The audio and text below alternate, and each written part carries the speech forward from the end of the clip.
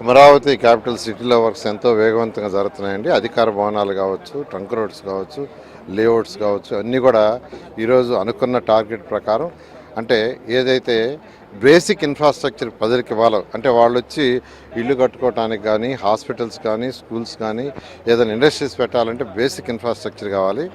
ఆ basic infrastructure ఇప్పుడు ఎంతో వేగవంతంగా జరుగుతుంది. సార్ ఇన్ని వేల కోట్ల ఖర్చు పెడుతున్నారు, ఇన్ని వేల మంది పనులు చేస్తూ ఉన్నారు.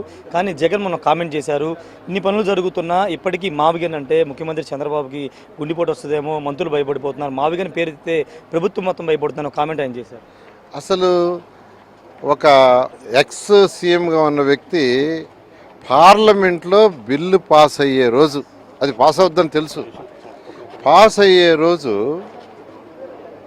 మావిగన్ గురించి ప్రస్తావన తీసుకొచ్చాడంటే అది ఒక శాడిజం.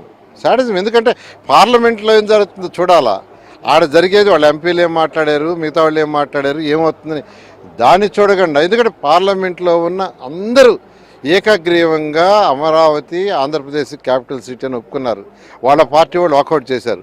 ఉన్న వాళ్ళందరూ అలాంటి పరిస్థితుల్లో ఆయన మావుగానే అసలు ఆ పదం తీసుకొచ్చాడంటే ప్రజలు